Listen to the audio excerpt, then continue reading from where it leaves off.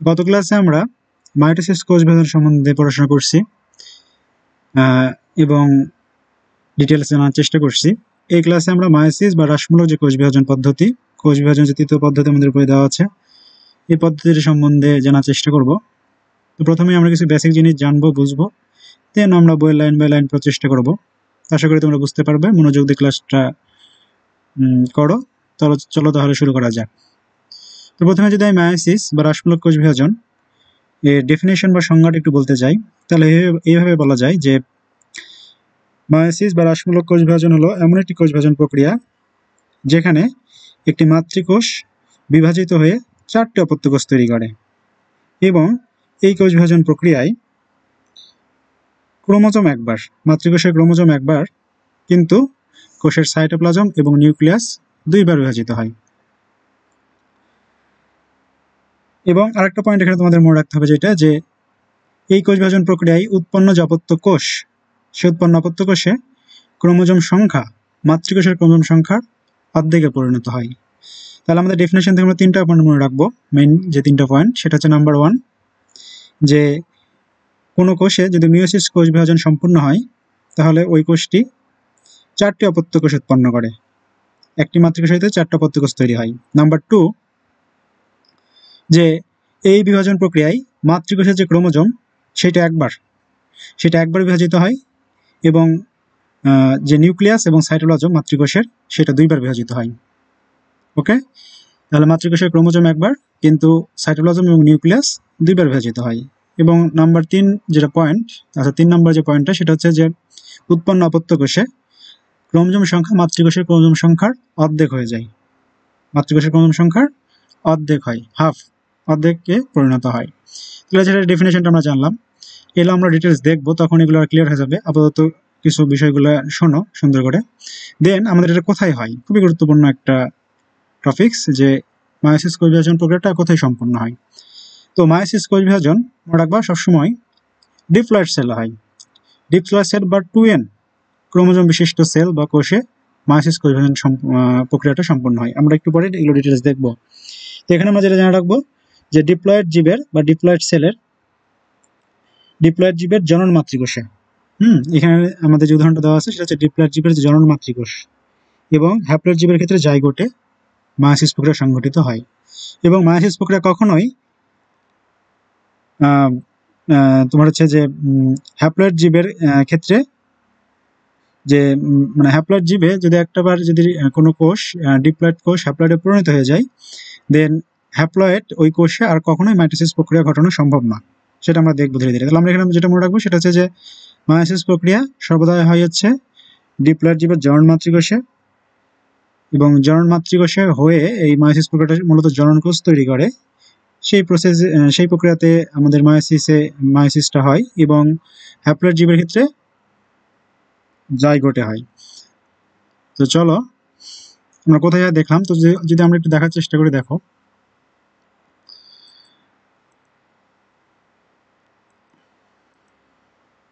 আর একটা টপিকস তোমরা এখানে মনে রাখতে পারো, যে যদি কোনো কোষে একবার মায়োসিস বিভাজন হয়ে যায়, যদি কোনো কোষে একটাবার মায়োসিস বিভাজন হয়ে যায়, দেন ফার্দার ওই কোষে আর কখনোই মায়োসিস বিভাজন হওয়া সম্ভব নয়। ফার্দার যদি ওই কোষটাকে বিভাজিত হইতে হয়, তার সংখ্যাটাকে যদি বৃদ্ধি করতে হয়, দেন ওই কোষে মাইটোসিস কোষ বিভাজন সম্পূর্ণ করতে হয়, বা মাইটোসিস কোষ বিভাজন প্রক্রিয়াটাকে সংঘটিত করতে হয়। চলো আমরা মেইনলি যেটা জানার চেষ্টা করব, যে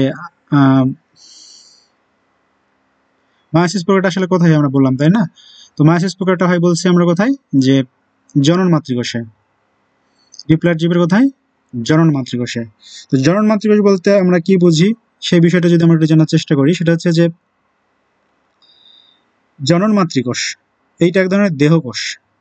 হ্যাঁ, তো এই দেহকোষটা অবস্থান করে মেলের ক্ষেত্রে, অর্থাৎ পুরুষের ক্ষেত্রে টেস্টিস বা শুক্রাশয়ে, এবং ফিমেলের ক্ষেত্রে বা মহিলাদের ক্ষেত্রে এটা অবস্থান করে ওভারি বা ডিম্বাশয়ে, এবং এইটা এক ধরনের দেহকোষ।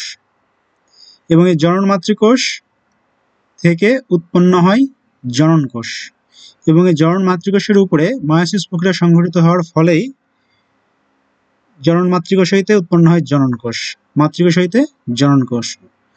তো এইখানে আমরা যে বিষয়টা, আরেকটা কথা এখানে তোমরা মনে রাখতে পারো, যে এই জনন মাতৃকোষ এটা কিন্তু সবসময় ডিপ্লয়েড বা 2 প্রস্থ ক্রোমোজোম বিশিষ্ট। মানুষের ক্ষেত্রে সেটা 46টা ক্রোমোজোম বিশিষ্ট একটি কোষ। তো চলো আমরা চিত্রের মাধ্যমে একটু দেখার চেষ্টা করি। তো চিন্তা করলাম যে এইটা হচ্ছে আমাদের টেস্টিসের মধ্যে অবস্থিত একটা জনন মাতৃকোষ। আমরা বলছি যে পুরুষের ক্ষেত্রে যেটাকে আমরা শুক্রাশয় বা টেস্টিস বলি, সেইখানে জনন মাতৃকোষগুলো অবস্থান করে। তাহলে এটা হচ্ছে সেই জনন মাতৃকোষ। তাহলে এই যেহেতু এটা পুরুষের ক্ষেত্রে থাকতেছে, এই জনন মাতৃকোষটাকে আমরা পুং জনন মাতৃকোষও বলতে পারি, এবং এইটাকে আর একটা নামে ডাকা যায়, সেটা হচ্ছে স্পারমাটোগোনিয়া। আমরা পুং জনন মাতৃকোষকে স্পারমাটোগোনিয়াও বলি। তাহলে এই যে স্পারমাটোগোনিয়া, এইটা অবশ্যই মনে রাখতে হবে, এইটা এক ধরনের দেহকোষ। এবং আমরা জানি যে আমাদের ক্ষেত্রে দেহকোষগুলো হয় সবসময় 2n বা ডিপ্লয়েড, অর্থাৎ এইখানে 46টা ক্রোমোজোম থাকে। এবং এই যে স্পারমাটোগোনিয়া বা পুংজনন মাতৃকোষটা, এইটা কিন্তু জাইগোটের বিভাজনের ফলেই তৈরি হয়েছে। এটা কিন্তু যে শুক্রাশয়ের সেমিনিফেরাস যে টিউবুলটা আছে, সেমিনিফেরাস নালিকা, সেই সেমিনিফেরাস নালিকার মধ্যে এই জনন মাতৃকোষটা পাবো, এবং এটা কিন্তু জাইগোট থেকেই তৈরি হয়েছে আমাদের। সো জাইগোটের বিভাজনে ওখানে মাইটোসিস প্রক্রিয়া সংঘটিত হয় এবং ক্রোমোজোম সংখ্যা সমান থাকে, 46টা থাকে। তো এইখানে কিন্তু এটা এক ধরনের দেহকোষ। জাইগোট বিভাজনের মধ্যে যে দেহকোষগুলো তৈরি হয়, এইটাও কিন্তু এক ধরনের দেহকোষ। তাহলে তোমরা বলতে পারো যে ভাইয়া দেহকোষের সাথে এই জনন মাতৃকোষের ডিফারেন্সটা কোথায়? এখানে মেন যে ডিফারেন্সটা সেটা হচ্ছে যে আমরা হাত অথবা পা অথবা দেহের যে কোনো স্থান থেকে যদি কোনো একটা কোষ নেই, দেহকোষ নেই, সেই দেহকোষটা থেকে কখনোই তুমি শুক্রাণু বা ডিম্বাণু তৈরি করতে পারবা না, উৎপন্ন করতে পারবা না। কিন্তু এই দেহকোষগুলার একটি স্পেশাল ফিচার্স হচ্ছে যে এই দেহকোষগুলা শুক্রাণু বা ডিম্বাণু তৈরি করতে পারে। মেলের ক্ষেত্রে শুক্রাণু, ফিমেলের ক্ষেত্রে ডিম্বাণু। এই জন্য এই দেহকোষগুলাকে আমরা বলতেছি যে মাতৃজনন কোষ বা জনন মাতৃকোষ। পুরুষের ক্ষেত্রে সেটা পুংজনন মাতৃকোষ, স্ত্রীর ক্ষেত্রে সেটা স্ত্রীজনন মাতৃকোষ। এইগুলার স্পাম বা ওভাম তৈরি করার যে ক্যাপাসিটি সেইটা আছে। এই জন্য এই দেহকোষগুলোকে আমরা বলি জনন মাতৃকোষ। কিন্তু আমার দেহের যদি হাত অথবা পা অথবা অন্য কোনো জায়গা থেকে যদি আমরা দেহকোষ নিই, সেখান থেকে আমি কখনোই স্পাম বা ওভাম প্রডিউস করতে পারবো না। দেখা যাক যে তাহলে আমি বললাম যেটা মেন কথা এখানে, যে এই মাতৃজনন কোষ বা জনন মাতৃকোষ যাই বলো না কেন, এটা এক বিশেষ ধরনের দেহকোষ, এবং এটা হচ্ছে একটা ডিপ্লয়েড সেল। এবং এর যে কোষের নিউক্লিয়াস, সেই নিউক্লিয়াসে ক্রোমোজোম থাকে 2n সংখ্যক বা 46টা, অন্যান্য দেহকোষের মতোই। এবং এই যে মাতৃজনন কোষ, এটা হচ্ছে পুরুষের ক্ষেত্রে কি পুংজনন মাতৃকোষ। তাহলে চিন্তা করি যে এইখানে তোমার মিওসিস সংঘটিত হবে, কি কোষ বিভাজন প্রক্রিয়া সংঘটিত হবে, এর উপরে অ্যাপ্লিকেশন হবে মিওসিস কোষ বিভাজন যে প্রসেসটা, সেটা অ্যাপ্লিকেশন হবে। এবং অ্যাপ্লিকেশন হইলে যেটা হবে যে এই পুংজনন মাতৃকোষ হইতে তৈরি হবে পুংজনন কোষ, পুংজনন মাতৃকোষ হইতে পুং জনন কোষ, মাতৃকোষ হইতে অপত্য কোষ। এবং এই পুংজনন কোষগুলোকে আমরা বলি তখন স্পাম। এটাকে আমরা তখন চিন্তা করতে পারি যে এটা তৈরি হলো একটা স্পাম তৈরি হইলো। ঠিক সেম ওয়েতে এই পাশেও এটা চিন্তা করলাম যে এটা একটা স্ত্রী জনন মাতৃকোষ। হ্যাঁ, তাহলে এইটা অবশ্যই এটা এক ধরনের বিশেষ ধরনের দেহকোষ। এখানে ডিপ্লয়েড সংখ্যক বা 2n সংখ্যক ক্রোমোজোম বা 46টা ক্রোমোজোম বিদ্যমান থাকবে। আর এইখানে তোমার কি হবে, মায়োসিস প্রক্রিয়া সংঘটিত হবে। তাহলে এখান থেকে তোমার উৎপন্ন হবে কি ওভাম বা ডিম্বাণু তৈরি হবে। ঠিক আছে, এই যে ওভাম বা চিন্তা করলাম এটা হচ্ছে ডিম্বাণু। এখন যদি এই যে এইখানে আর এইখানে যেখানে চিন্তা করো না কেন, এই মাতৃজনন কোষগুলোতে যদি মিওসিস কোষ বিভাজন প্রক্রিয়া সংঘটিত হয়, তাহলে এইখানে যে ক্রোমোজোম থাকবে, মাতৃকোষে যে ক্রোমোজোম থাকবে, এই অপত্য কোষে সে ক্রোমোজোম সংখ্যা অর্ধেক হয়ে যায়। এই প্রসেসটা আমরা দেখবো কিভাবে অর্ধেক হয়। তাহলে এইখানে ক্রোমোজোম সংখ্যা হবে আমার n সংখ্যক, বা যদি সংখ্যা দ্বারা প্রকাশ করি আমরা, তাহলে হবে 23টা, হবে কত 23। এইখানে হবে ক্রোমোজোম সংখ্যা n বা 23।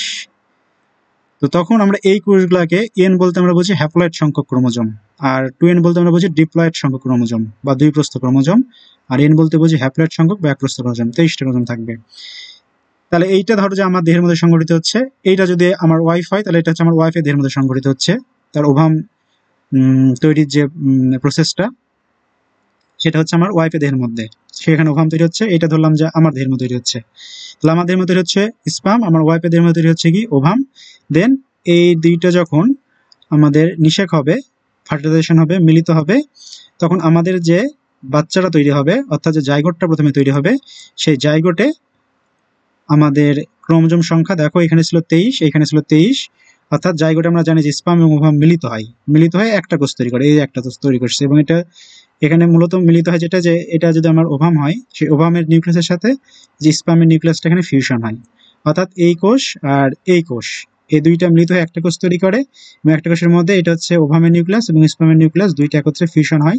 তাহলে এই নিউক্লিয়াসের মধ্যে ছিল 23টা ক্রোমোজোম, এই নিউক্লিয়াসের মধ্যে ছিল 23টা ক্রোমোজোম, দুইটা যদি মিলিত হয়ে যায় তাহলে এখানে আমাদের ক্রোমোজোম সংখ্যা দাঁড়ায়,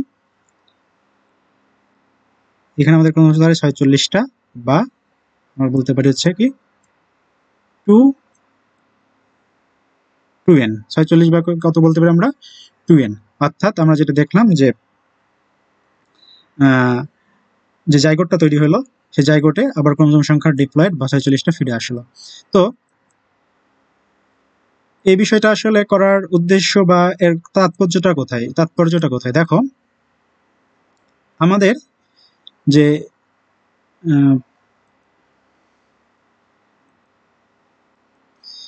যে জনন মাতৃকোষ, পুরুষের ক্ষেত্রে পুংজনন মাতৃকোষ এবং স্ত্রীর ক্ষেত্রে স্ত্রী জনন মাতৃকোষ, এইখানে ক্রোমোজোম ছিল হচ্ছে কি 46টা করে বা 2n বা ডিপ্লয়েড সংক্রোমোজোম ছিল। তো এখন যদি এই পুংজনন মাতৃকোষে মিওসিস প্রক্রিয়াটা সংঘটিত না হইতো, মিওসিস প্রক্রিয়া যদি সংঘটিত না হইতো, তাহলে এই পুংজনন মাতৃকোষ হইতে যে পুং জনন কোষ বা স্ত্রী জনন মাতৃকোষ হইতে যে স্ত্রী জনন কোষ তৈরি হইল, সেইখানে আমাদের ক্রোমোজোম সংখ্যা কখনোই অর্ধেক হ্রাস পাইতো না, অর্থাৎ 46 থেকে কখনোই এই যে 23টা এইটা হইতো না।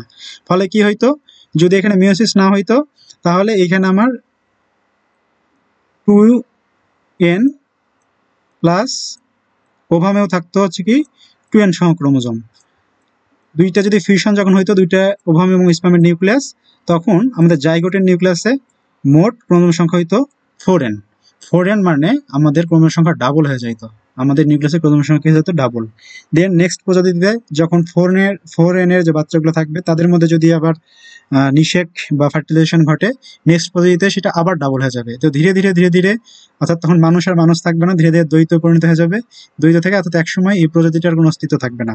ক্রোমোজোম সংখ্যা ধীরে ধীরে যখন দ্বিগুণ হতে থাকবে, 2n থেকে 4n, 4n থেকে 8n, তখন এই বিষয় তখন আমাদের যে প্রজাতি এই প্রজাতিটা সম্পূর্ণ বিলুপ্ত হয়ে যাবে, মানুষ থেকে দত্ত হয়ে যাবে, এবং দত্ত হইতে হইতে একসময় এই প্রজাতির কোনো অস্তিত্ব থাকবে না।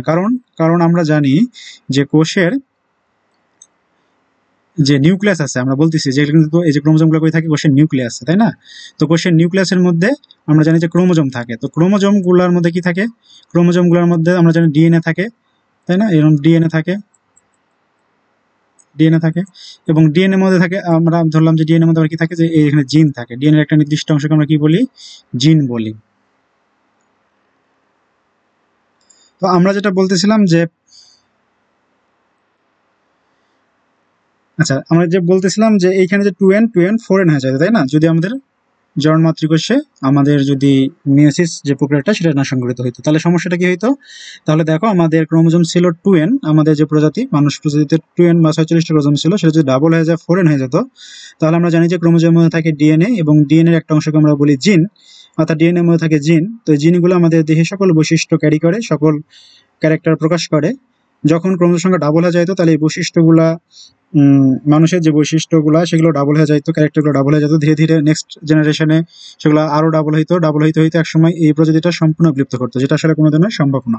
এবং এই কারণেই আমাদের যে অবশ্যই জনন মাতৃকোষ হইতে যখন জনন কোষ তৈরি হয় তখন আমাদের ক্রোমোজোম সংখ্যাটা অর্ধেক হইতে হয়, যাতে অর্ধেক হওয়ার মাধ্যমে আমাদের যেটা হয়, যখন এই জনন কোষগুলো মিলিত হয়, মিলিত হয়ে আবার জাইগোট তৈরি করে, যেন সেইখানে আমাদের মাতৃকোষের যে ক্রোমোজোম সংখ্যা ছিল জনন মাতৃকোষের, সেই ক্রোমোজোম সংখ্যাটা ফিরে আসতে পারে। তো আমরা বিষয়টা বুঝলাম, তাই না? তো এরপরে আমরা যেটা, তাহলে আমরা কি বুঝলাম, আর একটা যদি আমি বলার চেষ্টা করি, সেটা হচ্ছে দেখো, যদি এই যে 2n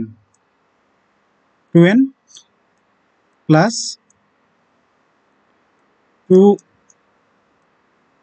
2n, অর্থাৎ এটা যদি আমাদের মাতৃজনন কোষে যদি মিওসিস না হইতো, তাহলে জনন মাতৃকোষ হইতে যে জনন কোষগুলো উৎপন্ন হইতো সেখানে ক্রোমোজোম সংখ্যা হ্রাস পাইতো না, অর্থাৎ 2n 2nই থাকতো, 2n থেকে n হইতো না। আবার ওভামের ক্ষেত্রেও সেম, যে 2n থাকতো। ও গনিয়া থেকে যখন ওভাম তৈরি হবে তখন সেইটা অর্ধেক হ্রাস পাইতো না। তো ফলে আমাদের যখন দুইটা স্পার্ম এবং ওভাম মিলিত হওয়ার ফলে যখন জাইগোটটা তৈরি হইতো তখন সেখানে আমাদের 4n, তখন আমাদের সেখানে ক্রোমোজোম সংখ্যা হয়ে যেত 4n। ফলে আমাদের পূর্ববর্তী যে প্রজাতি, সেই প্রজাতিতে আমাদের ক্রোমোজোম সংখ্যা ছিল 2n, কিন্তু পূর্ববর্তী প্রজাতি হয়তো উৎপন্ন প্রজাতিতে ক্রোমোজোম সংখ্যা যাচ্ছে কি 4n, যেটা পূর্ববর্তী প্রজাতির চাইতে ক্রোমোজোম সংখ্যা বেশি হয়ে যাচ্ছে। ফলে ওই প্রজাতির যে অস্তিত্ব সেইটা বজায় রাখা সম্ভব হইতো না। এই জন্য আমাদের অবশ্যই মাতৃজনন কোষ, এই মাতৃজনন কোষ হইতে যখন জনন কোষ তৈরি হবে তখন অবশ্যই আমাদের মায়োসিস যে কোষ বিভাজনটা সেটা সংঘটিত হইতেই হবে। তো আমরা যে মেল গ্যামিট জনন কোষগুলো যেটা আছে, অর্থাৎ পুং জনন মাতৃকোষ হইতে যে পুং জনন কোষ তৈরি হয় তাকে আমরা পুং গ্যামিট বলতে পারি, অথবা স্পার্ম বলতে পারি, অথবা আমরা শুক্রাণু বলতে পারি বাংলাতে। হ্যাঁ, গ্যামিট হচ্ছে একটা কমন নেম। গ্যামিট হইতে পারে দুই ধরনের, পুং গ্যামিট অথবা স্ত্রী গ্যামিট। বায়োলজিক্যাল যে টার্মিনোলজি বা বায়োলজির যে ভাষা, বায়োলজির ভাষাতে স্পার্ম বা ওভাম বা শুক্রাণু বা ডিম্বাণু যাই বলো না কেন, এইটাকে গ্যামিট নামে ডাকা হয়, এবং শুক্রাণুকে ডাকা হয় পুং গ্যামিট, এবং ডিম্বাণুকে বলা হয় স্ত্রী গ্যামিট। ঠিক যেমন ওই যে মাতৃজনন কোষ, এটা কমন নেম। মেলের ক্ষেত্রে হচ্ছে পুং জনন মাতৃকোষ, ফিমেলের ক্ষেত্রে স্ত্রী জনন মাতৃকোষ।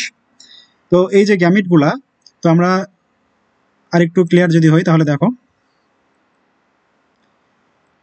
এটা চিন্তা করলাম যে এটা হচ্ছে যে ডিম্বাণু বা স্ত্রী গ্যামিট, এবং এর সাথে যখন চিন্তা করলাম এইটা হচ্ছে কি শুক্রাণু বা পুং গ্যামিট। তো এই যে স্ত্রী গ্যামিট, এটা হচ্ছে যে মায়োসিস কোষ বিভাজন হওয়ার ফলে এখানে ক্রোমোজোম হবে কত 23, এখানে ক্রোমোজোম হবে কত বললাম 23, সমান যখন জাইগোটটা ফর্মেশন হবে এখানে, সে জাইগোটের যে নিউক্লিয়াস, সেই জাইগোটের নিউক্লিয়াসে ক্রোমোজোম থাকবে মোট 46, দুইটা নিউক্লিয়াস থাকবে এর মধ্যে, একটা এই যে এই নিউক্লিয়াসটা আর এই নিউক্লিয়াসটা মিলিত হয়ে আমার এই নিউক্লিয়াসটা তৈরি করবে, এবং এখানে যে ক্রোমোজোম, এই ক্রোমোজোমের সংখ্যা হবে তখন 23 আর 23-এ 46, এবং এই জাইগোটে কন্টিনিউয়াসলি আমার মাইটোসিস কোষ বিভাজন, কি বললাম মাইটোসিস যে কোষ বিভাজন সেটা চলতে থাকবে। তো জাইগোটের যে মাইটোসিস কোষ বিভাজন এটাকে ক্লিভেজও বলা হয়। তো জাইগোটের ক্লিভেজ বা মাইটোসিস কোষ বিভাজনের ফলে আমরা জানি যে মাইটোসিস কোষ বিভাজন সম্পূর্ণ হইলে একটা কোষ থেকে দুইটা কোষ, তাই না, এইখানে দুইটা কোষ তৈরি হবে, এবং এই দুইটা কোষ থেকে ধীরে ধীরে চারটা, চারটা থেকে আটটা, এইভাবে পুরা আমাদের বডিটা, আমাদের বা একটা জীবের পুরা বডি স্ট্রাকচার গঠন হয়ে যাবে এই মাইটোসিস কোষ বিভাজন প্রক্রিয়ার ফলে। অর্থাৎ আমরা দেখবো যে জাইগোটে মাইটোসিস কোষ বিভাজন, যখন জাইগোটটা তৈরি হয়ে গেল, দুইটা গ্যামিট থেকে একটা জাইগোট তৈরি হলো, দেন জাইগোটে আমার মাইটোসিস কোষ বিভাজনটা কন্টিনিউ হবে, চলতেই থাকবে, এবং মাইটোসিস কোষ বিভাজন জাইগোটে যে মাইটোসিস কোষ বিভাজন একে ক্লিভেজও বলা হয়। তো জাইগোটে ক্লিভেজের ফলে একসময় ভ্রূণ, এবং ভ্রূণ থেকে মাইটোসিস কোষ বিভাজনটা কন্টিনিউ চলতেই থাকবে, একসময় একটা পূর্ণাঙ্গ জীবে বা একটা পূর্ণাঙ্গ জীবের সৃষ্টি হবে। তো এই যে পূর্ণাঙ্গ জীবের যে সৃষ্টি হবে, সেই পূর্ণাঙ্গ জীবের একসময় যখন জীবটা ম্যাচিউর হবে তখন এই পূর্ণাঙ্গ জীবের যে মাইটোসিস প্রক্রিয়ার ফলে যে স্পার্মাটোগোনিয়া বা ওগুণগুলো তৈরি হবে শুক্রাশয় এবং ডিম্বাশয়ের মাঝখানে, দেন ওই ম্যাচিউর অবস্থায় একটা মেল বা একটা ফিমেল যখন ম্যাচিউর হবে, দেন তাদের শুক্রাশয় এবং ডিম্বাশয়ে তোমার হচ্ছে মিওসিস কোষ বিভাজনটা আবার চলমান থাকবে। অর্থাৎ যেটা আমরা বলতেছি হচ্ছে যে স্পার্মাটোগোনিয়া এবং ওগোনিয়া, অর্থাৎ পুংজনন মাতৃকোষ এবং স্ত্রীজনন মাতৃকোষ, তার উপরে আবার মিওসিস প্রক্রিয়াটা কি থাকবে, সংগঠিত থাকবে, এবং শুক্রাণু এবং মহিলাদের বা ফিমেলের ক্ষেত্রে ডিম্বাণু তৈরি হবে। আর একটা বিষয় যে হ্যাপ্লয়েড জীবের জাইগোটের ক্ষেত্রে, হ্যাপ্লয়েড জীবের জাইগোটে কেন মিওসিস হয়, এটা একটা প্রশ্ন গুরুত্বপূর্ণ। তো আমরা মনে রাখবো যে যারা নিম্ন শ্রেণীর জীব, হ্যাপ্লয়েড জীব, যাদের একপ্রস্থ ক্রোমোজোম বিদ্যমান দেহকোষেই, তাদের ক্ষেত্রে যদি যৌন জনন হয় তাহলে গ্যামেট সৃষ্টির সময় তাদের মিওসিস হওয়ার কোনো অবকাশই থাকে না, কেননা তারা মাতৃজনন কোষেই ক্রোমোজোম সংখ্যা n, তাহলে তাদের যে মাতৃজনন কোষ হইতে জনন কোষ তৈরি হবে সেখানে n/2 এটা কোনোদিন হইতে পারে না, n/2 বলে কোনো বিষয়বস্তু আদৌ থাকতে পারে না। আচ্ছা, আমরা যদি একটু বোঝার চেষ্টা করি, দেখো আমরা বলছি যে হ্যাপ্লয়েড জীব। তো হ্যাপ্লয়েড জীব মানে কি, যে হ্যাপ্লয়েড জীব, আমরা তো ডিপ্লয়েড জীব, তাই না, কারণ কি আমাদের যে দেহকোষগুলা সেখানে দুই প্রস্থ বা 2n সহ ক্রোমোজোম থাকে। যারা হ্যাপ্লয়েড জীব তাদের যদি চিন্তা করে একটা কোষ, এবং এটা হচ্ছে কোষের নিউক্লিয়াস, এই নিউক্লিয়াসের মধ্যে থাকে এক প্রস্থ বা হ্যাপ্লয়েড ক্রোমোজোম বা এন সংখ্যক ক্রোমোজোম বিদ্যমান থাকে। এইটা বিভিন্ন প্রাণীর ক্ষেত্রে বিভিন্ন নাম্বার হতে পারে। তো একটা জীবের যদি তার দেহকোষে যদি এন সংখ্যক থাকে, তাহলে অবশ্যই তার যে মাতৃজনন কোষ সেখানে এন সংখ্যক থাকবে, কারণ আমরা জানি যে মাতৃজনন কোষ এক ধরনের দেহকোষ। অর্থাৎ তার যদি মাতৃজনন কোষেই হ্যাপ্লয়েড সংখ্যক ক্রোমোজোম থাকে, তাহলে এইখানে তোমার যদি আবার মায়োসিস প্রক্রিয়া সংঘটিত হয়, যদি মায়োসিস প্রক্রিয়া সংঘটিত হয় মাতৃজনন কোষ হইতে জনন কোষ তৈরিকালে, তাহলে দেখো এইখানে যদি মায়োসিস হয়, তাহলে আমরা জানি যে মায়োসিস প্রক্রিয়া যেখানেই সংঘটিত হোক না কেন সেই কোষের ক্রোমোজোম সংখ্যা অর্ধেক হয়ে যায়। অর্থাৎ এটা হয়তো হয়ে যাবে ক্রোমোজোম সংখ্যা, এই কোষে তখন ক্রোমোজোম সংখ্যাটা হয়ে যাবে। দেখো ল্যাপটপে ক্লাস নয় এইভাবে কঠিন।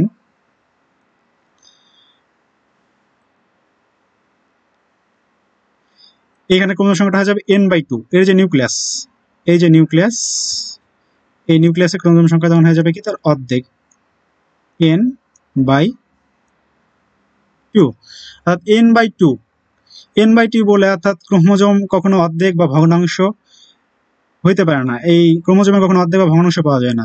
আচ্ছা, তুমি যদি চিন্তা করো যে আমাদের যখন একটা স্পার্ম বা একটা ওভাম তৈরি হয়ে যাচ্ছে, ধরো যে একটা স্পার্ম তৈরি হয়ে গেল, এটা ধরলাম যে আমি একটা স্পার্ম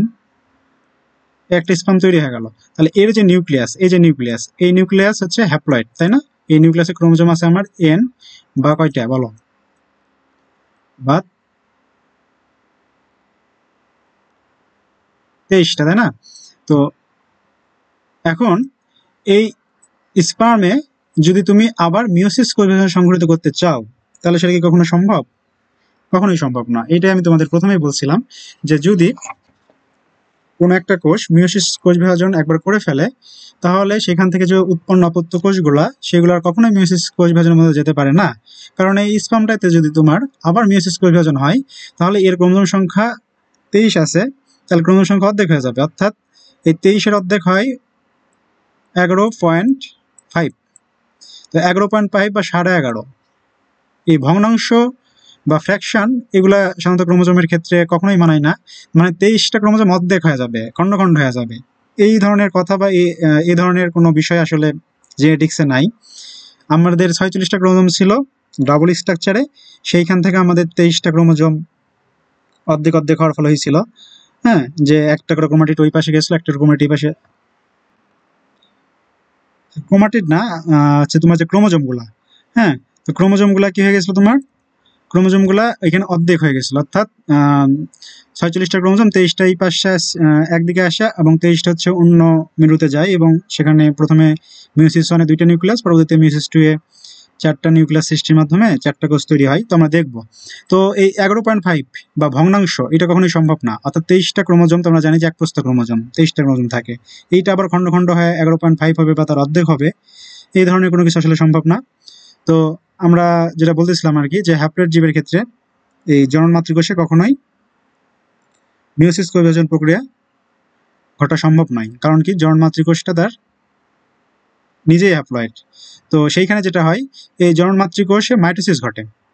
আমরা যদি একটু দেখার চেষ্টা করি, দেখো এই জনন মাতৃকোষে যদি মাইটোসিস ঘটে, তাহলে কি হবে, এই জন্ম মাতৃকোষে মাইটোসিস ঘটলে ক্রোমোজোম সংখ্যা হ্রাস পাবে না বা ক্রোমোজোম সংখ্যা অর্ধেক হবে না, ক্রোমোজোম সংখ্যা জন্ম মাতৃকোষের ক্রোমোজোম সংখ্যার সমান থাকবে। তার মানে এখানে যদি এই জনন মাতৃকোষে যদি মাইটোসিস কোষ বিভাজন সংঘটিত হয়, তাহলে এটা সংখ্যা বৃদ্ধি পাবে। তো জনন মাতৃকোষে মাইটোসিস কোষ বিভাজন করার মাধ্যমে সে সংখ্যায় বৃদ্ধি করে এবং জনন কোষ তৈরি করে, সে তার সংখ্যাটা বৃদ্ধি করে এবং বিভিন্ন প্রসেসের মধ্যে দিয়ে সেই জনন মাতৃকোষে কি তৈরি করে, জনন কোষ তৈরি করে, এবং সেখানে মাইটোসিস হয়।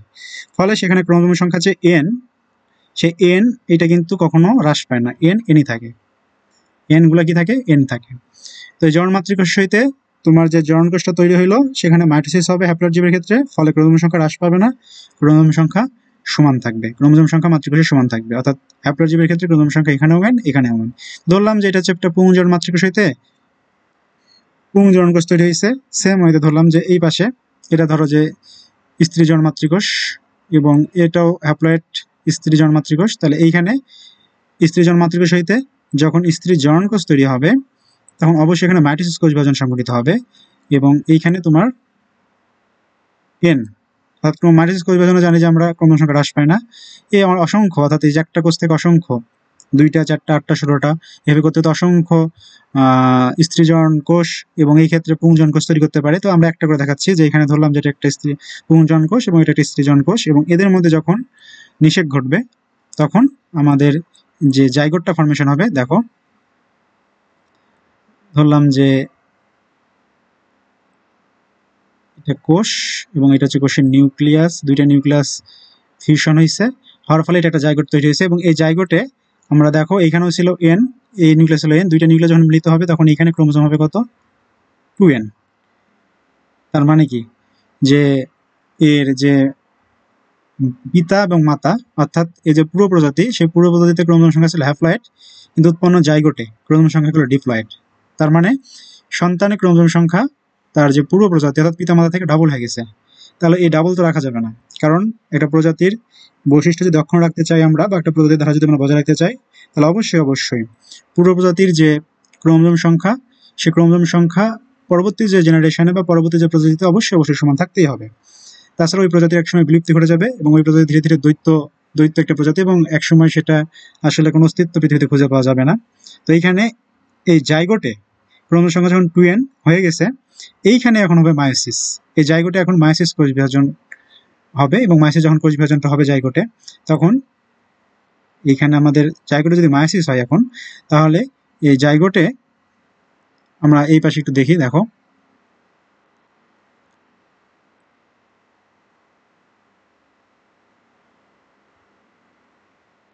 তাহলে হ্যাপ্লয়েড জীবের ক্ষেত্রে যদি ধরলাম যে এটা জাইগোট, এটা হচ্ছে একটা কোষ, এটা হচ্ছে নিউক্লিয়াস, এবং এখানে ক্রোমোজোম আছে কত, 2n, তাই না? এখন এই জাইগোটে যখন মিওসিস হবে, মিওসিস হওয়ার ফলে আমরা জানি যে একটা কোষ যদি মিওসিস কোষ বিভাজনের মধ্যে যায়, তাহলে প্রথমে একটা কোষ থেকে 4টা কোষ তৈরি হয়। তাহলে এখানে মোট 4টা কোষ তৈরি হবে, 2 3 4, এবং প্রত্যেকটা কোষে ক্রোমোজোম সংখ্যা আমার অর্ধেক হ্রাস হবে, অর্থাৎ 2n থেকে আমার হবে কত, n। ফলে এর প্রত্যেকটা হবে n। ফলে দেখো এই যে সন্তানগুলা, এর যে প্রজাতির ধারা অর্থাৎ এই যে পিতা মাতা, এদের যে ক্রোমোজোম সংখ্যা, সেই ক্রোমোজোম সংখ্যার সমান ক্রোমোজোম বহন করতেছে। ফলে আমাদের যে প্রজাতির ধারা সেটা বজায় থাকতেছে এবং প্রজাতির যে বৈশিষ্ট্য সেটা অক্ষুণ্ণ রাখতেছে। তাহলে আমরা এইখানে 2টা বিষয় তাহলে ক্লিয়ারলি বুঝলাম যে ডিপ্লয়েড জীবের ক্ষেত্রে জনন মাতৃকোষ হইতে জননকোষ তৈরিকালে আমাদের যে মিওসিস কোষ বিভাজন প্রক্রিয়া সেটা সংঘটিত হয়, আর হ্যাপ্লয়েড জীবের ক্ষেত্রে নিষেকের পর জাইগোটে মিওসিস কোষ বিভাজন প্রক্রিয়া সংঘটিত হয়। ফলে আমাদের যে পূর্ববর্তী প্রজাতি বা পিতামাতার সাথে যে ক্রোমোজোম সংখ্যা উৎপন্ন আপত্য কোষে বা সন্তানের সমান থাকে এবং প্রজাতির ধারা বজায় থাকে। যদি পূর্ববর্তী প্রজাতির সাথে পরবর্তী প্রজাতির ক্রোমোজোম সংখ্যা সমান না হয়, কম বেশি হয়, তাহলে ওই প্রজাতিটা একসময় বিলুপ্ত হয়ে যাবে এবং সেই প্রজাতির কোনো অস্তিত্ব পৃথিবীতে খুঁজে পাওয়া যাবে না। কারণ ক্রোমোজোম হচ্ছে যে বংশদের ধারক এবং বাহক, কারণ ক্রোমোজোমের মধ্যে থাকে জিন, এবং এই জিনগুলা ক্রোমোজোমের মধ্যে ডিএনএ মধ্যে জিন, এই জিনগুলা একটা জীবদেহের সকল বৈশিষ্ট্য সকল ক্যারেক্টার বহন করে। তো আমরা যদি শুক্রাণু তৈরির প্রসেসটা একটু দেখার চেষ্টা করি, তাহলে আমরা আমাদের একই সাথে 9 অধ্যায়ের একটু পড়া আছে যে স্পারমাটোজেনেসিস এবং ওজেনেসিস, সেই প্রসেসটাও সম্পূর্ণ পড়া হয়ে যাবে এবং আমরা আরো ক্লিয়ার হব। তো চলো, তো আমরা বলছিলাম যে পুংজনন মাতৃকোষ, আমরা এখন করতেছি শুক্রাণু তৈরির যে প্রসেসটা, এটা আমরা ডিটেলসে একটু দেখব, স্পারমাটোজেনেসিস। তো আমরা পড়তেছিলাম যে পুংজনন মাতৃকোষ। তো চিন্তা করলাম যে এটা একটা পুংজনন মাতৃকোষ, এবং এটা কোথায় আছে, এটা আছে হচ্ছে আমাদের শুক্রাশয়ে বা টেস্টিসে।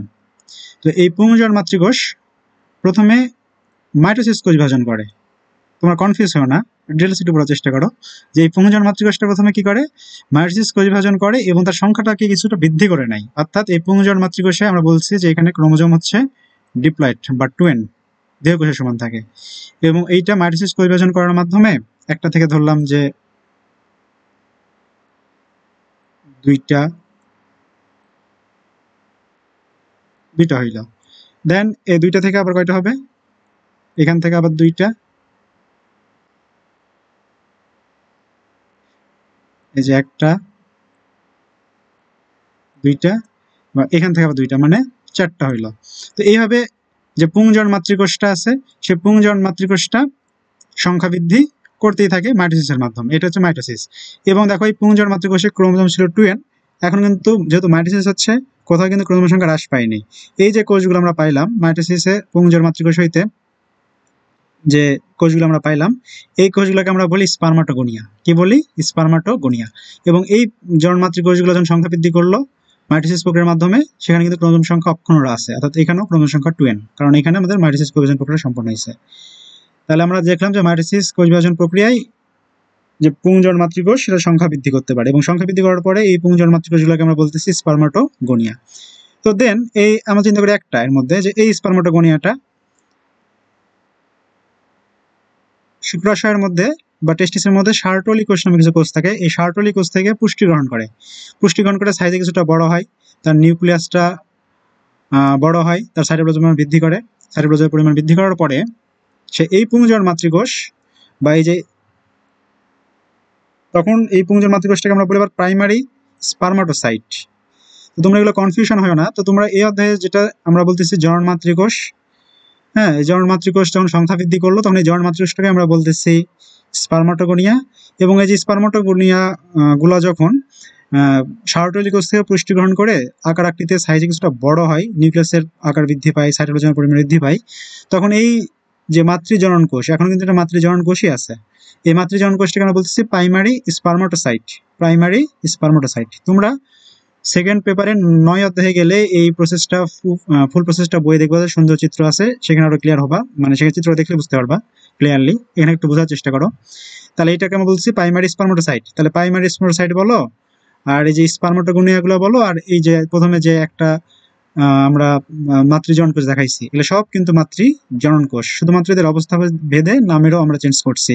তো এইখানে কিন্তু আমাদের ক্রোমোজোম সংখ্যা ঠিক আছে, ক্রোমোজোম সংখ্যা কত আছে? 2n বা ডিপ্লয়েড সংখ্যক ক্রোমোজোম আমাদের এখানে বিদ্যমান আছে। দেন এই প্রাইমারি স্পার্মাটোসাইটে আমাদের এইখানে হবে কি মিওসিস। তাহলে এই প্রাইমারি স্পার্মাটোসাইটের উপরে আমাদের যে কোষ বিভাজন প্রক্রিয়া সংঘটিত হয় তার নাম আমরা কি বললাম? মিওসিস। এবং মিওসিসটাকে আমরা দুইটা পর্যায়ে ভাগ করতে পারি, এটাকে বলা হয় মিওসিস 1। এবং মিওসিস 1 হইলে এখানে যে 2nটা আছে ক্রোমোজোম সংখ্যা, মানুষের ক্ষেত্রে এটা কত বলছি? 46, তাই না? 2n সমান 46। তো এইখানে প্রথমে দুইটা কোষ, একটা দুইটা, এবং যেহেতু এখানে মিওসিস প্রক্রিয়া সংঘটিত হয়ে যাচ্ছে এই জনন মাতৃকোষের উপরে, যাকে আমরা অবস্থা ভেদে নাম দিয়েছি কি প্রাইমারি স্পার্মাটোসাইট। তো তো মিওসিস হয়ে গেলে এখানে কি হবে? এখানে ক্রোমোজোম সংখ্যা অর্ধেক হয়ে যাবে, অর্থাৎ 46টা থেকে এখানে ক্রোমোজোম হয়ে যাবে কয়টা বলো? 23টা, হ্যাঁ, বা n 23টা ক্রোমোজোম বা হ্যাপ্লয়েড সংখ্যক ক্রোমোজোম বা n দ্বারা আমরা সেই হ্যাপ্লয়েডটাকে প্রকাশ করি। তাহলে এইখানেও এর যে নিউক্লিয়াস, যেখানে এখানে মিওসিস হয়েছে, মিওসিস হওয়ার ফলে এই কোষটা উৎপন্ন হয়েছে, তাহলে এইখানে আমাদের হ্যাপ্লয়েড সংখ্যক ক্রোমোজোম বা n সংখ্যক ক্রোমোজোম, বা মানুষের ক্ষেত্রে সেটা হবে কয়টা? 23টা ক্রোমোজোম বিশিষ্ট একটা কোষ তৈরি হবে। এটা কিন্তু মিওসিস 1। এবং দেখো মিওসিস 1-এই আমাদের যে মাতৃকোষ হইতে যে অপত্য কোষ তৈরি হয়েছে সেখানে ক্রোমোজোম সংখ্যা অর্ধেক হ্রাস পেয়ে গেছে। এই জন্য মিওসিস 1-কে বলা হয় প্রকৃত হ্রাসমূলক বিভাজন, হ্যাঁ। আর এরপরে এই মিওসিস 1 সংঘটিত হওয়ার পরে মিওসিসের দুইটা পর্যায়, মিওসিস 2, দেন এই যে কোষটা তৈরি হয়েছে এইখানে কি বলো? এই 23টা ক্রোমোজোম মানে হ্যাপ্লয়েড কোষ, তাই না? তো এই কোষটাতে কি আর কখনোই মিওসিস কোষ বিভাজন ঘটা সম্ভব না, কারণ এইখানে দেখো হ্যাপ্লয়েড সংখ্যক ক্রোমোজোম 23টা বা n সংখ্যক ক্রোমোজোম তৈরি হয়েছে। এখানে যদি আবার ওই যে মিওসিস কোষ বিভাজন হয় তাহলে এই যে উৎপন্ন অপত্য কোষ সেখানে ক্রোমোজোম সংখ্যা হয়ে যাবে অর্ধেক, 11.5। এই 11.5 বা ভগ্নাংশ বা খণ্ডাংশ এই ধরনের কোনো ক্রোমোজোম আসলে জেনেটিক্সে বা জিন তত্ত্বে থাকতে পারে না। তো এখানে কখনোই আর মিওসিস হওয়া সম্ভব নয়। এখানে যে কোষ বিভাজনটা হয় সেটা হচ্ছে মাইটোসিস। এই মাইটোসিস কোষ বিভাজনটাকেই আমরা বলতেছি মিওসিস 2। এই মাইটোসিস কোষ বিভাজনটাকে আমরা কি বলতেছি? মিওসিস 2। কনফিউশন হওয়া যাবে না, কারণ এখনো কিন্তু মিওসিস প্রক্রিয়াটা পুরা ফিল আপ হয়নি, পুরা সম্পূর্ণ হয়নি। কারণ মিওসিস প্রক্রিয়া যখন পুরা সম্পূর্ণ হবে তখন একটা কোষ থেকে 4টা কোষ তৈরি হবে, কিন্তু দেখো এখানে একটা কোষ থেকে কেবল 2টা কোষ তৈরি হয়েছে, অর্থাৎ মিওসিস প্রক্রিয়াটা কিন্তু সম্পূর্ণ এখনো হয় নাই। 4টা কোষ তৈরি হয়ে গেলে মিওসিস প্রক্রিয়াটা আমার ফুলফিল বা সম্পূর্ণ হবে। তো এইখানে আবার কোষ বিভাজন হবে, কিন্তু এখানে হবে কি মাইটোসিস। তো মাইটোসিস হলে এখানে একটা থেকে 2টা, কোষ বিভাজন হবে এবং ক্রোমোজোম সংখ্যা যে 23 বা n, এখানেও n, এখানেও n, এখানেও n বা 23টা, এখানেও সেম, এখানে একটা থেকে দুইটা কোষ হবে এবং এখানে ক্রোমোজোম সংখ্যা n বা 23 মানুষের ক্ষেত্রে, এখানে ক্রোমোজোম সংখ্যা কত হবে n বা 23। তো আমরা দেখলাম তাহলে এই যখন পুরো প্রসেসটা সম্পূর্ণ হইলো তখন আমার একটা মিওসিস কোষ বিভাজন প্রক্রিয়া সম্পূর্ণ হইলো এবং এই মিওসিস কোষ বিভাজনে আমরা প্রথমটাকে বললাম মিওসিস 1, যেখানে ক্রোমোজোম সংখ্যা অর্ধেক হ্রাস পেল এবং মানুষের ক্ষেত্রে সেটা 46 থেকে 23টা ক্রোমোজোমে রূপান্তরিত হইলো, অর্থাৎ ডিপ্লয়েড থেকে হ্যাপ্লয়েড ক্রোমোজোমে পরিণত হইলো।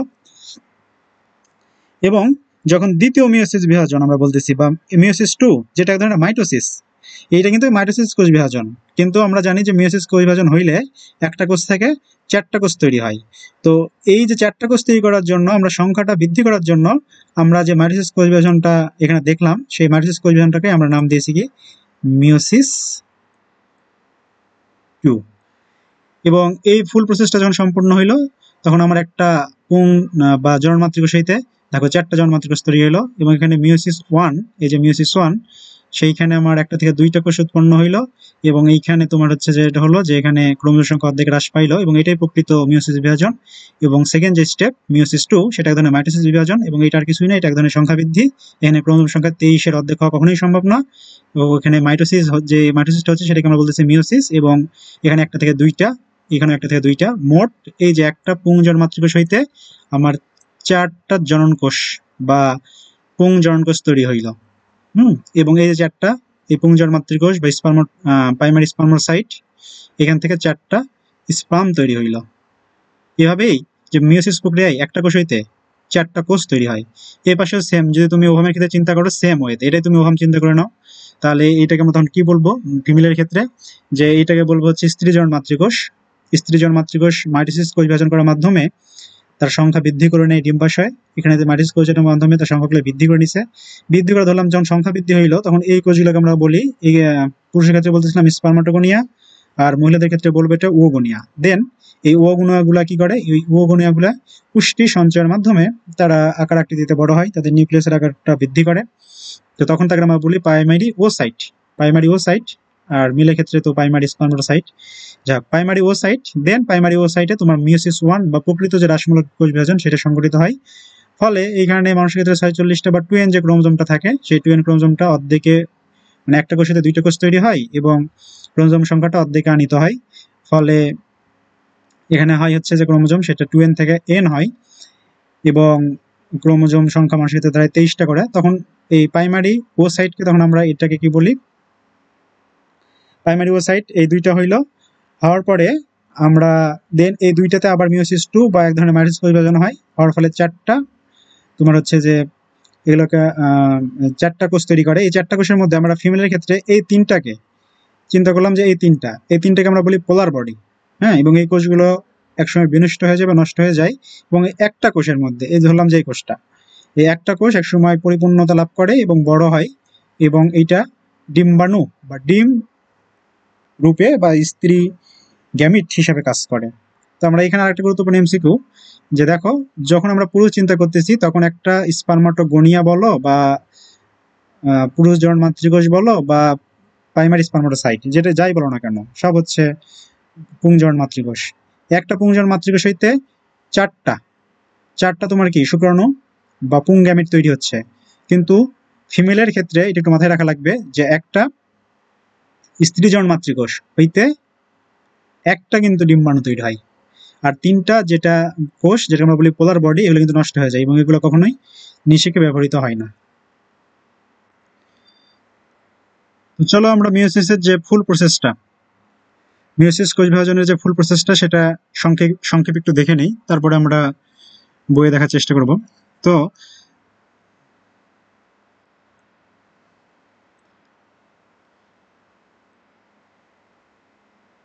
চিন্তা করলাম যে এটা একটা পুংজনন মাতৃকোষ এবং এটা হচ্ছে সেই কোষের নিউক্লিয়াস, বা এটা জনন মাতৃকোষ, এটা হচ্ছে সেই কোষের নিউক্লিয়াস। আর নিউক্লিয়াসের মধ্যে আমরা জানি হচ্ছে কি ক্রোমোজোম থাকে, তাই না? জনন মাতৃকোষ বলছে এটা ডিপ্লয়েড, তাই না? তাহলে এখানে ক্রোমোজোম থাকবে হচ্ছে 2n সংখ্যক বা 46টা এবং এখানে ক্রোমোজোম গুলা জোড়ায় জোড়ায় থাকবে। একটা আসে এই যে জনন মাতৃকোষ। যদি আমার ক্ষেত্রে চিন্তা করি যে এটা আমার দেহের মধ্যে তৈরি হচ্ছে, এটা ধরলাম যে আমার পুংজনন মাতৃকোষ, যেটা আমার টেস্টিসে আছে, এবং এই টেস্টিস হইতে ধরলাম যে এই পুংজনন মাতৃকোষ, এবং এই পুংজনন মাতৃকোষ হইতে আমার জননকোষ বা যেটা শুক্রাণু সেটা তৈরি হচ্ছে। তাহলে সেটা কি প্রসেসে তৈরি হচ্ছে? তো আমার এই যে পুংজনন মাতৃকোষ যেটা আছে, অর্থাৎ স্পার্মাটোগোনিয়া বা প্রাইমারি স্পার্মাটোসাইট যাই বলো না কেন, তো সেইখানে যে ক্রোমোজোমগুলো আছে, সেই ক্রোমোজোম আছে 46টা, কারণ এটা এক ধরনের দেহকোষ, তাই না? এবং আমরা জানি যে এই যে ক্রোমোজোম, এই ক্রোমোজোমের মধ্যে কি থাকে বলছি আগে, এটা তোমাদের মাইটোসিসে দেখাইছি। এই ক্রোমোজোমে থাকে তোমার হচ্ছে কি ডিএনএ থাকে। কি থাকে? ডিএনএ। এখানেও আসলে এইভাবে ল্যাপটপে চিত্র আঁকায় যে ক্লাস নেওয়াটা, এটা আসলে খুবই পেইন একটা বিষয়। তারপরে যতটুকু বোঝানোর চেষ্টা করতেছি, তোমরা একটু মনোযোগ দিয়ে শুনলে কথাগুলো বুঝতে পারবা, এবং একটু মনোযোগ দিয়ে যদি দেখো এবং শোনো, তাহলে আশা করি যে বুঝতে পারবে, সমস্যা হবে না। বই এগুলো সব আছেই। হ্যাঁ, তো ধরলাম যে এখানে আমরা এক জোড়া ক্রোমোজোম দেখাচ্ছি, তাই না? এই যে এক জোড়া ক্রোমোজোম। আচ্ছা, আমরা জানি যে ক্রোমোজোমের মধ্যে কি থাকে বলছি, দেখো এটা ধরলাম যে ক্রোমোজোম নিউক্লিয়াসের মধ্যে আছে ডিএনএ থাকে। তাহলে এটা হচ্ছে আমাদের ডিএনএ। ধরলাম যে এটা হচ্ছে ডিএনএ। দেন কি হবে পরের ধাপটা? এখন এই স্পার্মাটোগোনিয়াটা বা পুংজনন মাতৃকোষটা যদি কোষ বিভাজন করতে চাই, তাহলে আমরা জানি যে কোনো ধরনের কোষ বিভাজনের পূর্ব শর্ত হচ্ছে ডিএনএ রেপ্লিকেশন। তাহলে এখানে কি হবে? ডিএনএ রেপ্লিকেশন হবে। তো ধরলাম যে এইটা হচ্ছে আমার সেই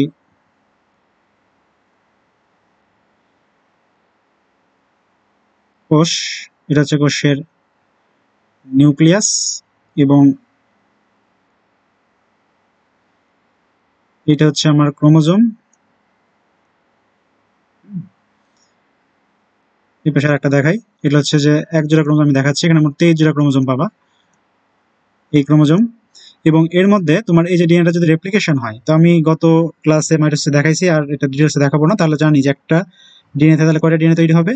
ডিএনএ রেপ্লিকেশন হইলে একটা ডিএনএ থেকে দুইটা। ধরলাম যে এটা একটা ডিএনএ, আবার কি হলো, এটা একটা ডিএনএ। তো সেম এরকম করে 46টা যে ক্রোমোজোম থাকবে, তার মধ্যে এরকম তুমি কয়টা করে ডিএনএ পাবা? এরকম তুমি 2টা করে কি পাবা? ডিএনএ পাবা।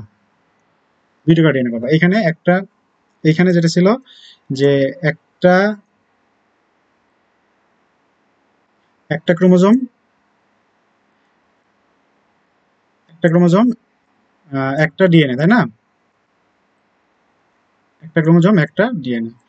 আর যখন এইখানে হইলো, তো ডিএনএটা রেপ্লিকেশন হইলো, তখন আমরা কি পাইলাম? যে একটা ক্রোমোজোম, এবং এই একটা ক্রোমোজোমের মধ্যে কয়টা করে ডিএনএ আছে? 2টা করে ডিএনএ আছে। এই যে একটা ডিএনএ, এবং ডিএনএ যেহেতু এখানে রেপ্লিকেশন হয়েছে, তাহলে এইখানে আমরা পরের ধাপে পাবো হচ্ছে কয়টা করে ডিএনএ পাবো? 2টা করে ডিএনএ পাবো। হুম। সো